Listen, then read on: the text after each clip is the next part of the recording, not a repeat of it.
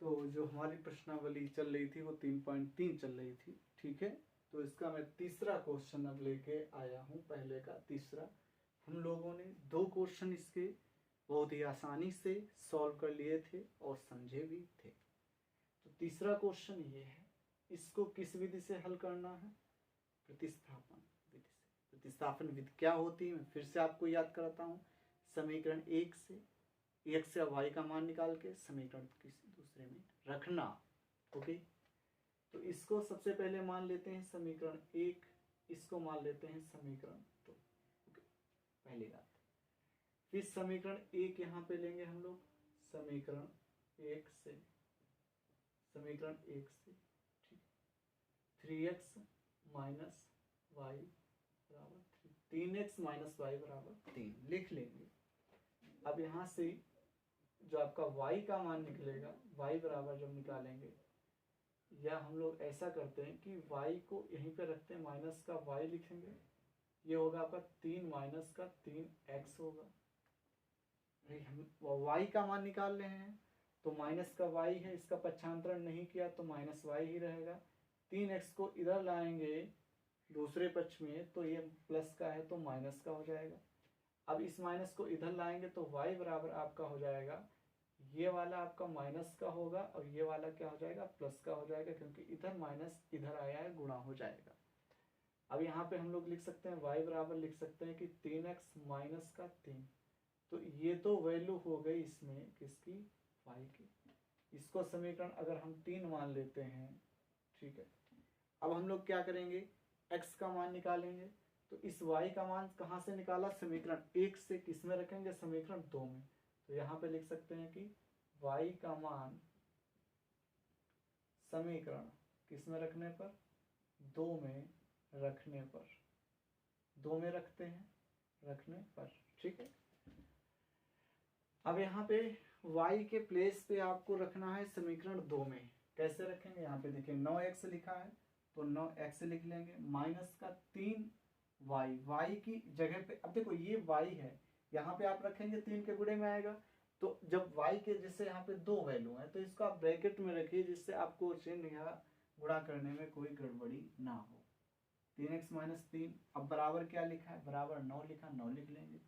तो 9x होगा, 3 तिया कितना होगा आपका, 9x हो जाएगा। माइनस 3 का गुणा कराएंगे, प्लस का हो जाएगा, 3 तिया 9 होगा, बराबर 9 होगा। अब देखिएगा आप लोग कि यहाँ से x है तो यहाँ से x कॉमन करेंगे तो 9 माइनस 9 होगा, बराबर 9। इस 9 को इधर भेजेंगे तो माइनस का हो जाएगा, ये कट जाएगा तो कितना आएगा, 0। x इंटू क्या आएगा, 0। भाई 9 से 9 घटाएंगे क्या आएगा, 0 आएगा। अब x बराबर जब हम लोग लिखेंगे तो 0 बटा, यहाँ पे क्या होगा कि x बराबर क्या आएगा, 0 बटा 0। अब x का कहने का मतलब ये 0 आ गया x का मान, ठीक है। x का मान कितना आ गया, 0 आ गया। अगर अब हम इसको रखते हैं समीकरण 3 में, यहाँ पे रखेंगे 3x माइनस का, सॉरी, यहाँ पे जब हम लोग मान रखेंगे x का, इसमें रख के देखते हैं यहाँ पे समीकरण 3 में, x बराबर 0 क्या रखेंगे, समीकरण किस में रखने पर, 3 में, 3 में रखने पर, रखिएगा इसमें। तो y बराबर आएगा आपका 3 इंटू 0 माइनस का 3, तो y बराबर आ जाएगा 0 माइनस का 3। 0 से 3 घटाएंगे तो आएगा आपका माइनस का 3। माइनस का 3 क्यों आया, अब क्योंकि 0 छोटी संख्या, 3 बड़ी संख्या है, तो आपको पता है 0 से 3 जाएगा नहीं तो माइनस का आएगा, ठीक है। 3 से 0 घटा देंगे, ठीक है। अब एक्चुअली में ये आपके आंसर जो हो गए, आंसर अगर लिखना चाहें तो x की वैल्यू कितनी हो गई, 0, और y का मान कितना हो गया, माइनस का 3 हो गया। ओके, तो ये फाइनली जो है आंसर आपका, ये बिल्कुल एकदम से राइट आंसर है। आप लोग चेक कर सकते हैं। चेक करने के लिए आप इसमें रखिए 0, यहाँ पे मैं आपको चेक करवा के दिखवाता हूँ कि आंसर सही है गलत है, ठीक है। तो अगर मैं यहाँ पे चेक करूंगा तो 3x है, माइनस का y है, बराबर 3 है। मतलब इस बाएं पक्ष में रखेंगे, ये वाला पक्ष आपका आ जाना चाहिए, नया पक्ष, ठीक है। x का मान यहाँ पे 0 रखिए, तो 3 गुणे 0 माइनस, अब यहाँ पे माइनस पहले से था, ये माइनस हमने लिख लिया, और ये माइनस का 3 रखेंगे। 3 का 0 में गुणा कराएंगे 0 और माइनस माइनस का गुणा +3, इसको जो हम लोग जोड़ेंगे तो क्या आएगा 3 आ जाएगा। जो 3 है इस 3 के क्या है बराबर है, मतलब LHS को हमने सॉल्व किया RHS के बराबर आ गया। इसका मतलब हमारा जो आंसर है वो बिल्कुल सही है। आप ऐसे ही इसको समीकरण 2 में भी रख के चेकआउट कर सकते हैं बहुत ही आसानी से। ओके, तो हम लोगों ने प्रतिस्थापन विधि को काफी हद तक समझ चुके हैं, तो इसका जो अगला क्वेश्चन है वो भी हम लोग करेंगे, एक भी क्वेश्चन को नहीं छोड़ना है, ठीक है, तो वेट कीजिए। तो अब हम लोग पहले का जो चौथा क्वेश्चन है वो लेके आए हैं, वो समझेंगे क्वेश्चन। तो ये क्वेश्चन रहा आपके सामने। अब ऐसे बहुत से स्टूडेंट होंगे जो दशमलव को देखते ही कहने लगते हैं सर हमसे क्वेश्चन सॉल्व नहीं होगा। अरे होगा भाई, दशमलव है तो संख्या ही। तो मैं दशमलव को हटा देता हूं, आप करके देख लीजिएगा। आइए करते हैं इसको। तो सबसे पहले ये जैसे समीकरण लिखा हुआ है, ठीक है, इसको फिर से लिखता हूं समझाने के लिए। 0.2x प्लस 0.3y बराबर 1.3। यहाँ पे क्या आएगा 2/10 x, क्योंकि आपको पता है कि पॉइंट हटेगा तो नीचे 0 बढ़ेगा, तो पॉइंट हटा 10 हुआ, क्योंकि 1 तो होता है तो 10। इसी तरह से प्लस लगाएंगे 3y करेंगे, यहाँ पे क्या आएगा 10 आएगा बराबर 13 क्या आ जाएगा 10 आ जाएगा। ओके भाई, दशमलव हटेगा 0 बढ़े, फिर 10 है, हर है बराबर, तो यहाँ पे 2x प्लस का 3y/10 आएगा बराबर 13/10 आएगा। तो 10 को काट देंगे तो 2x प्लस 3y बराबर आपका क्या आ गया 13 आ गया। ओके, इसको मान लेते हैं समीकरण 1, ठीक है। तो हम लोगों ने दशमलव को यहाँ पे हटा दिया, तो क्वेश्चन तो ax plus by plus c के रूप का ही बन गया ना, ठीक है। तो ऐसे ही सब समीकरण 2 में हम लोग यही प्रोसेस करेंगे, मतलब यही जो प्रक्रिया करेंगे। तो समीकरण जो रूपांतरित को दशमलव यहाँ भी 1 अंक के बाद, यहाँ भी 1 अंक के बाद, यहाँ भी 1 अंक के बाद है, मतलब पीछे से अगर देखें तो दशमलव यहाँ से भी हट जाएगा। तो समीकरण 2 को भी हम लोग लिख सकते हैं, क्या लिख सकते हैं 4x प्लस का 5y बराबर क्या लिख सकते हैं 23। ये समीकरण क्या हो गया आपका 2 हो गया, 2 मान लेंगे, ठीक है, समीकरण 2 हो गया, ठीक। अब हम लोग वही प्रोसेस फिर से अप्लाई करेंगे कि समीकरण 1 से x से y का मान निकाल के समीकरण दूसरे में रखेंगे। तो यहाँ पे लिख लेते हैं कि समीकरण 1 से क्या करना है x का मान निकालना है। तो 2x प्लस 3y बराबर कितना आपका 13 है, 13 लिख लेंगे, ठीक है। अब यहाँ पे x का मान निकालना है, तो 2x बराबर 3y को उधर भेज देंगे, तो 13 माइनस का 3y। यहाँ पे x का मान जब हम लोग निकालेंगे तो x का मान जब निकालेंगे तो आपका आएगा 13 माइनस का 3y बटे में क्या आएगा 2 आ जाएगा। 2 गुणे में पक्षांतरण करेंगे तो बटे में आएगा। इसको मान लेते हैं हम लोग समीकरण 3, ठीक है। जैसे ही x से y का मान निकालेंगे समीकरण 1 से उसको मान लेंगे समीकरण 3, प्रतिस्थापन विधि का ये है प्रोसेस। ओके, तो x का मान समीकरण 3 मानने के बाद हम क्या करेंगे, इसको हम दूसरे समीकरण में रखेंगे जिसको हमने नहीं अभी तक टच किया है, ठीक है। तो इसमें रखेंगे, तो यहाँ पे लिख सकते हैं, ये लाइन मैं खींच रहा हूँ ऐसे करके, ठीक है। तो x का मान यहाँ पे आप लोग लाइन लिख लेंगे कंप्लीट करके। x का मान समीकरण किस में रखने पर 2 में रखने पर, ओके, 2 ये रहा, तो x की जगह पे रखना है तो 4 4x का मतलब है कि 4 गुणे x, तो गुणे x का मान कितना है आप लोग देख सकते हैं कि 13 माइनस का 3y बटे 2, ये ब्रैकेट लगा लेंगे। फिर क्या है यहाँ पे समीकरण 2 प्लस 5y, तो प्लस का 5y लिख लेंगे बराबर आपका आ जाएगा 23 आ जाएगा।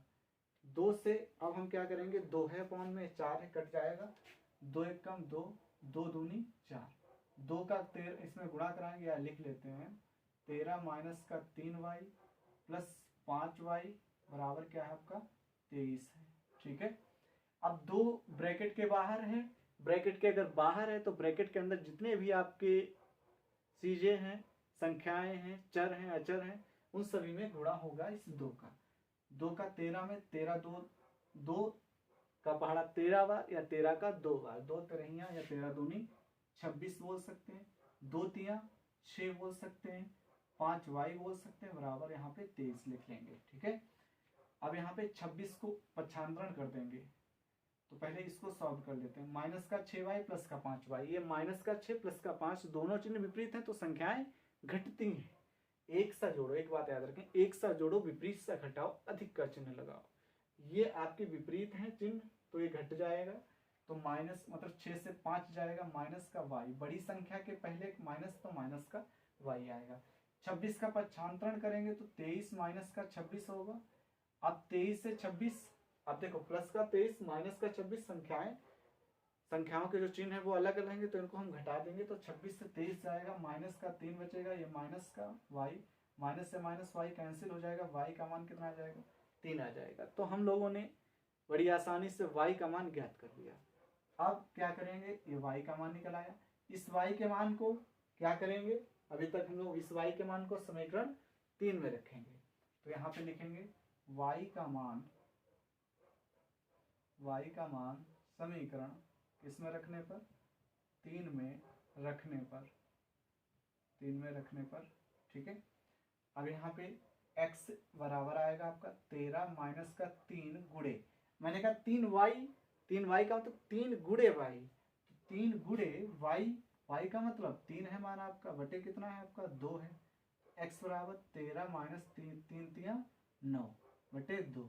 अब 13 से 9 जाएगा, जाहिर सी बात है 4 बचेगा, x बराबर 4 बटे 2, और 4 में 2 का जब भाग करेंगे तो 2 आ जाएगा, क्योंकि 2 दूनी होता है 4। तो हम लोगों ने क्या देखा, हम लोगों ने देखा कि x का मान आपका 2 आया और y का मान कितना आया 3 आया, तो ये फाइनली क्या हो गया, आपका आंसर हो गया बिल्कुल एकदम से बहुत ही अच्छे तरीके से। तो स्पेशली हम लोगों ने वही प्रोसेस अप्लाई कर रहे हैं प्रतिस्थापन विधि में। ठीक है, तो कोई प्रॉब्लम नहीं होनी चाहिए, फिर भी मैं सारे क्वेश्चन आपको दे रहा हूँ। मैं नहीं चाहता कि आपको इस वीडियो को देखने के बाद में, जो भी हमारे लेक्चर पढ़े हैं उसको देखने के बाद में आपको किसी कोचिंग इंस्टीट्यूट में जाना पड़े। अगर आप टाइम खर्च कर रहे हैं तो मेरा फर्ज बनता है कि जो आप लोगों ने टाइम खर्च किया है तो मैं आपका टाइम वेस्ट मतलब खराब ना होने दूँ। ठीक है, मेरा फर्ज बनता है। अब आपका फर्ज ये बनता है कि आप लोग जो है देखिए, इसको जो है प्रैक्टिस कीजिए, फिर भी अगर कोई प्रॉब्लम्स आ रही है तो देन आप लोग कमेंट सेक्शन एकदम से ओपन है। वैसे भी आप लोग पढ़ाई कर रहे हैं, पैसा खर्च हो रहा है आपके मम्मी पापा का, तो ये आपकी रिस्पॉन्सिबिलिटी है, बनती है कि आपको जो है कम समय में अच्छे से आपको तैयारी करनी है, मेहनत करनी है, इसके बाद आपको एग्ज़ाम देना है। अगर आप लोग अच्छे से एग्ज़ाम दे रहे हैं तो अगर आपको नॉलेज से एकदम से अच्छे से नॉलेज है चीज़ों को, तो आप लोग आगे भी कोई प्रॉब्लम नहीं होगी। तो कोई भी आप क्लास जो है पढ़िए, कोई भी बुक पढ़िए तो उसको एकदम से मन लगा के पढ़िए। ओके, ऐसी आशा करता हूँ। तो ये हम लोगों ने सॉल्व किया, तो यहाँ पे x का मान आ गया, y का मान आ गया, इसको आप चाहें तो चेकआउट कर सकते हैं। तो हम लोग एक समीकरण उठा लेते हैं चेक करने के लिए। जैसे चाहें तो ये समीकरण था, है तो एक्चुअल में यही वाला समीकरण, तो देख लेते हैं इसमें रख के हम लोग x और y का मान लिखा है 0.2x प्लस 0.3y बराबर है 1.3 है। ठीक है, x का मान कितना आपका 2 है, x की जगह पे 2 रखिए इस बच्चे, तो 0.2 इंटू x का मान कितना है 2 रखेंगे, प्लस 0.3 y का मान कितना है यहाँ पे 3 रखेंगे। ठीक है, LHS है, तो इसको सॉल्व करते हैं हम लोग। तो 2 दूनी 4, तो 0.4 एक अंक के बाद 3 तिया 9, 0.9, इसको जोड़ेंगे 9 4 13, एक अंक के बाद है तो 1.3, तो 1.3 और ये 1.3 सेम है। कहने का मतलब आंसर एकदम से सही है। आप ऐसे एग्जाम में लगाएंगे तो पूरा कंप्लीटली तरीके से जो है क्या करेंगे, आप लोग चेक कर लेंगे, जिससे क्वेश्चन गलत ना हो, जो क्वेश्चन का आंसर है वो गलत ना हो। ओके, तो आई थिंक आप लोगों को समझ में आ रहा होगा। Okay, thank you.